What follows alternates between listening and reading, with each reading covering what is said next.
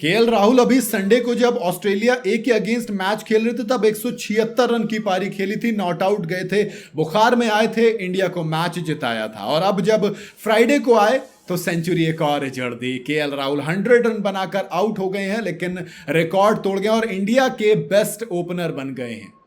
जी हाँ, 2025 में रिकॉर्ड्स के मामले में रिकॉर्ड्स तोड़ते जा रहे हैं और बेन डकेट से लेकर यशस्वी जायसवाल तक सबको पीछे छोड़ दिया है।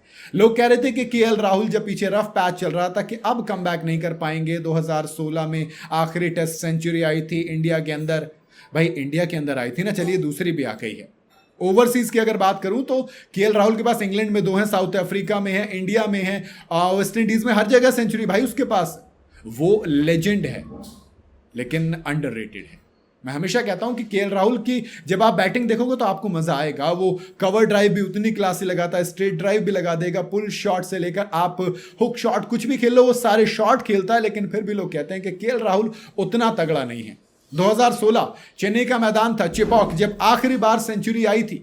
वेस्ट इंडीज के अगेंस्ट भी किंगस्टन में आई थी 2016 में ही सेंचुरी। और अब 9 साल का इंतजार दोनों जगह, यानी कि इंडिया के अंदर और वेस्ट इंडीज के खिलाफ फाइनली सेंचुरी आ गई है। और 11 साल के करियर में 11वीं टेस्ट सेंचुरी, ये है केएल राहुल आपके लिए। और जब आप बात करोगे आपको शायद आंकड़े उतने जबरदस्त नहीं दिखते।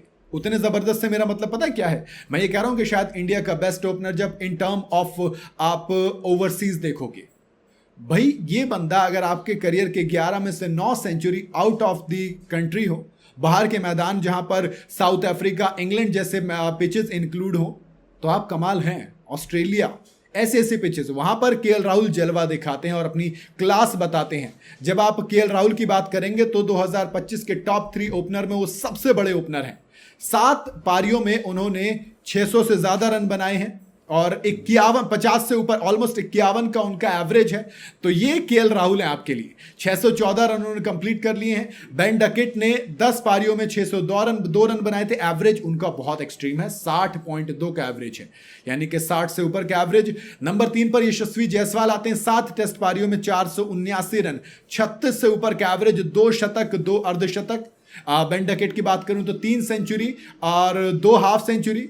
अगेन केएल राहुल, भैया कमाल है, ये कमाल है, ये लाजवाब है राहुल। और केएल राहुल को अक्सर लोग कहते हैं कि भाई राहुल में कई बार ना चीजें छुपी रह जाती हैं, कि राहुल को ना उतना शोर शराबा, उतना सोशल मीडिया प्रेजेंस, उतनी फैन फॉलोइंग से मतलब नहीं रखता। ये बंदा आता है, चुपचाप खेलता है, डिलीवर करता है। और सबसे इंपॉर्टेंट चीज, केएल राहुल को आप किसी भी नंबर पर बैटिंग करा लीजिए, आप ओपन करवा लीजिए, नंबर 3 पर खिलवा लीजिए, मिडिल ऑर्डर में खिलवा दीजिए, फिनिशर के तौर पर खिलवा दीजिए, ये बंदा आपको हर जगह रन बना कर देगा। और इसीलिए कहता हूं कि केएल राहुल में जरा एक्स्ट्रा क्लास है, वो कमाल लाजवाब राहुल है। बाकी आपका क्या कहना है वो आप कमेंट में बता सकते हैं। वीडियो अगर आपको पसंद आई हो तो इसे लाइक और शेयर जरूर करें और जाते जाते चैनल को फॉलो और सब्सक्राइब जरूर करते जाइएगा।